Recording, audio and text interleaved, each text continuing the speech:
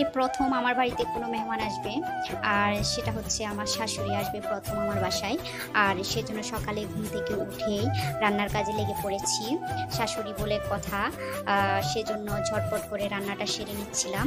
আসলে আমরা যখন একটা মেয়ে বিয়ে হয়ে শ্বশুর বাড়িতে আসে, শুধু দুইটা মানুষের সম্পর্ক তৈরি হয় না, একটা পরিবারের সম্পর্ক তৈরি হয়।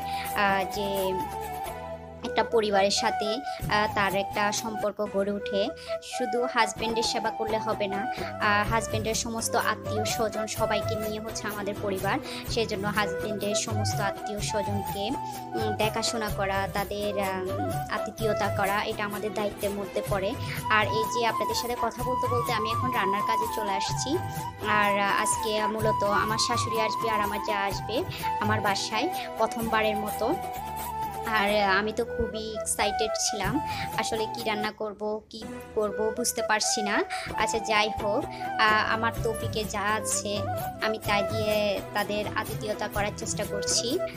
আর এই যে এখানে আমি মাংস রান্না করব, অর্থাৎ চিকেন। এই যে দেখতে পাচ্ছেন চিকেনগুলোকে আমি এখন কষিয়ে নিচ্ছি। আর এই যে আমার অলমোস্ট রান্না শেষ, আর রান্না শেষ করে দেখতেছিলাম আমার জিলান কি করছে। আর এসে দেখতে পাচ্ছি ও ওয়েট করছে তার দাদুদের জন্য, দাদুরা কখন আসবে আর ভাই কখন আসবে সেই জন্য। আর এই যে দেখতে পাচ্ছেন আমার আজকের মেনু, এই যে এখানে মাছ ভুনা করেছি আমি। এই মাছটা আমার শাশুড়িরা খুব পছন্দ করে, আর সেই জন্য আমি মাছটা ভুনা করেছিলাম। এই যে দেখতে পাচ্ছেন মাছটা খুবই লোভনীয় হয়েছে আর খেতে অনেক টেস্টি হয়েছিল।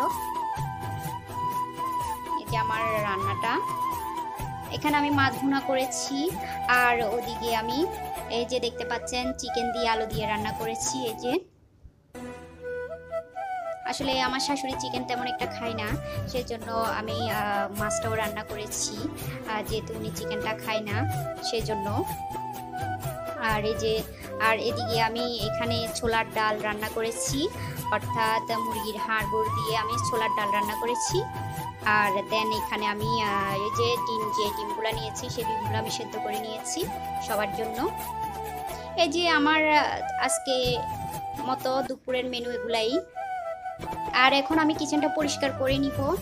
আসলে রান্না বান্না শেষে কিচেনটা পরিষ্কার না করলে কেমন জানি লাগে। আর এখন 10:30টার মতো বাজতেছে, আমার রান্না বান্না অলমোস্ট কমপ্লিট হয়ে গিয়েছে, এখনও ওনারা আসেনি। আর কিছুক্ষণের মধ্যে ফোন করেছিলাম, কিছুক্ষণের মধ্যে চলে আসবে। আর তার আগে আমার রান্না বান্না আলহামদুলিল্লাহ কমপ্লিট হয়ে গিয়েছে।